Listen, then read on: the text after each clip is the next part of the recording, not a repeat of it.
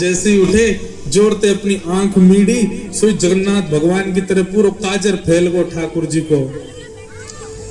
घुंघराले केश नेक बिखर रहे हैं, मोर पिछ अपने शीश पर धारण कर रखा है। सुबह उठते ही बालक को कोई नहीं चाहिए, अपनी मैया चाहिए। मैया कहाँ है, मैया पास जाऊंगो, मैया पास जाऊंगो। यशोदा मैया दही बिलो रही है। ठाकुर जी गए और ऐसे दही बिलोती भाई यशोदा मैया के दोनों भुजान के नीचे से भीतर आए और सामने आके मैया के आगे खड़े हो गए। आंखन को काजर फैल गयो है, सो के उठे, आंख अभी खुल ही नहीं रही है, केश पूरे घुंघराले मुख पर आ रहे हैं ठाकुर जी के। और मैया से कह रहे, मैया जे बता, इधर निकल जाने दो ना। तो को दूध ज्यादा प्यारो है कि तेरो पूत प्यारो है, बता। मैया बोली, लाला तू भी सवेरे सवेरे उठ के कैसी बात ने करो करे, चल हट जा, मुझको दही बिलोन दे ना। मैया पहले बता, तू को दूध प्यारो कि पूत? मैया बोली, मैं तो मेरा पूत प्यारो, दूध का ही प्यारो हो। अच्छा मैया, तो फिर एक काम कर, मैं तो बहुत प्यारा लगू ना? बोले हाँ। अपनी गोद में लिटाए के मुंह को अपना दूध पिवाए दे। मैया मुझको बहुत जोर की भूख लगी है, मुझको दूध पिवाए दे। यशोदा मैया तुरंत ठाकुर जी को अपनी गोद में लिया और मैया को ठाकुर जी दूध पी रहे और मैया दही भी बिलोती जा रही है। यहाँ ठाकुर जी जैसे मैया का दूध पीने लगे, सामने चूल्हे पर अंगीठी पर गैया का दूध उबल रहा था। संपूर्ण दूध उबल करके उफन करके बाहर आने लगा, स्वयं को जलाने लगा, नष्ट करने लगा। यशोदा मैया यहाँ दही बिलो रही और मैया ने जैसे देखी कि दूर दूध उफन करके बाहर आ रहे हो, सो मैया ने विचार किया, अरे ये तो सबरो दूध जर जाएगा। तुरंत मैया ने गोद में बैठे ठाकुर जी को नीचे पटका, दूध संभालने चली गई। ठाकुर जी खड़े है गए। अब वही मैंने पूछी, तो को दूध प्यारो कि पूत? तो बोली पूत प्यारो। अब दूध के पास भाज गई मैया। ठाकुर जी बोले, मैया ठीक है, आज या दूध को ही देखूंगा मैं, हैं? ये ज्यादा प्यारो तो मुंह छोड़ के भाज जाए।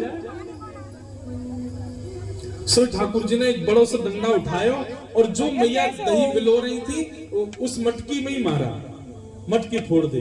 और इतना ही नहीं, इतने क्रोध में भर गए ठाकुर जी, गौरस भंडार में गए, जितनी मटकियां थी मैया यशोदा की सब फोड़ दी। यशोदा मैया ने दूध संभाला और संभाल करके पीछे मुड़ करके देखा तो मां दही की हंडी फूटी पड़ी है और सबरे मटका फूट रहे हैं और लाला उछल उछल करके सबरे मटका को फोड़ते जा रहा। यशोदा मैया बोली, लाला बिगड़ गए, आज मैंने लाला को यदि दंड नहीं दियो तो बहुत बिगड़ जाएगा। यशोदा मैया ने तुरंत अपना पल्लू खोस करके और एक छड़ी उठाई, बोले रुक जा दारी के तो बताऊं मैं। और मैया जैसे छड़ी लेकर के भागी है पीछे, आगे आगे ठाकुर जी भाग रहे हैं चौकड़ी मार करके, और मतलब ऐसे भाग रहे हैं मानो जैसे पीछे कोई शेर पड़ गया हो। अब यशोदा मैया तो बेचारी 80 बरस की, फिर भी पीछे दौड़ रही है और ठाकुर जी चौकड़ी मार के यहाँ थे वहां कूदते कादते भय दौड़ रहे हैं। पीछे हो जा।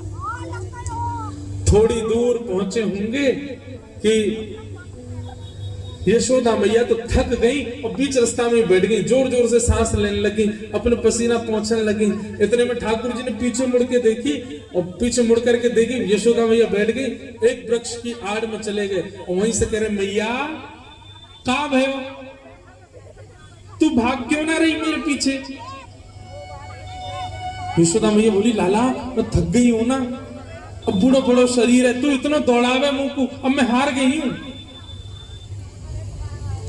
ठाकुर जी बोले, मैया, ठाकुर जी को चिंता हो रही है मैया की, मैया तेरी हार कैसे दूर होएगी? यशोदा मैया बोली, अच्छा सीधे कितने ठाकुर जी? यशोदा मैया बोली, मेरो लाला दौड़ के आवेगो और आके मुंह को अपने अंक में भर लेगो, सोई मेरी हार दूर रह जाएगी। सो ठाकुर जी एक बार तो दौड़े मैया की ओर और दौड़ के फिर रुक गए। मैया बोली, कहां भयो लाला, आजा। बोले ना भैया मैं ना आऊंगा।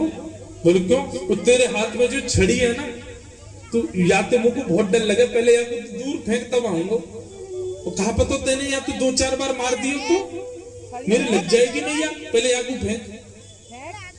मैया बोली साची बता, या को फेंक दूंगी तो आ जाएगा? बोले हाँ। मैया ने जैसी छड़ी फेंकी, ठाकुर जी दौड़ करके गए, बिल्कुल विचार नहीं किया कि मैया मुझे पकड़ लेगी। दौड़ करके गए और मैया के अंग से लग गए और जाके मैया के प्रश्वेत संभालने लगे। मैया तू ठीक है, जा, तू हारे मत। यशोदा मैया को पहले तो बहुत सुख मिला, ठाकुर जी अंक में आ गए। पर थोड़ी देर बाद यशोदा मैया ने चेहरे का रंग बदला, कहने का ढंग बदला, तुरंत लाला पकड़ लिए जोर से। अब आयो हाथ में, चल तो बताऊं मैं अभी। ठाकुर जी बोले मैया तू तो यूं कह रही कि मैं तो ना पकड़ूंगी। बोले मैं तो झूठ बोल रही तो ते। अच्छा मैया तू झूठ बोल रहे, मैं तेरा लाला ना हूं आज के बाद।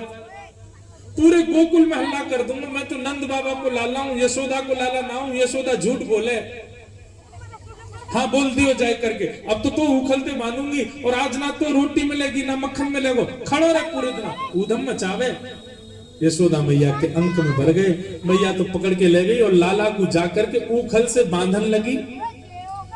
जैसे ही रस्सी ला करके मैया ने ऊखल से लाला के पेट में बांधनी चाहिए, सोई रस्सी छोटी पड़ गई। मैया बोली रस्सी छोटी कैसे पड़ गई? मैया गई और बड़ी रस्सी लेकर के आई। बोले हाँ अब याद बंध जाएगा। मैया ने जैसे ऊखल में लेकर के और जैसे ठाकुर जी को, ये छोटी पड़ गई। क्यों? तो कहते हैं दाम का मतलब होता है रस्सी और उदर का मतलब होता है पेट। ठाकुर जी सारी रस्सी को अपने पेट में भरते जा रहे हैं, इसीलिए उनका नाम पड़ गया दामोदर। यशोदा मैया ने सबरी गौशाला की रस्सी इकट्ठी करके एक ते एक बांध दी। अब तो बंधेगो, लेकिन अब की भी जब बांधा तो रस्सी फिर छोटी पड़ गई। यशोदा मैया एक क्षण आश्चर्यचकित होकर के ठाकुर जी की ओर देखने लगी। इतनी बड़ी रस्सी लेके आई, ये छोटी कैसे पड़ गई? और यशोदा मैया के चित्त में अचानक भाव उत्पन्न होने लगा। गर्गाचार्य जी कह के गए थे नारायण समो गुण, पर कहीं नारायण ही तो नहीं है, क्योंकि परमात्मा ही किसी बंधन में नहीं आ सकता। सामने खड़े भगवान ने जैसे ही देखा कि मैया मुंह को भगवान मान रही है, सोई ठाकुर जी ने कही मैया और कितनी जोर से बांधेगी, देख मैं तो बंध गो। तभी मैया देखती है कि वो रस्सी पूरी बंध गई और गांठ लग गई ठाकुर जी को, बंध गए ठाकुर जी। Good morning.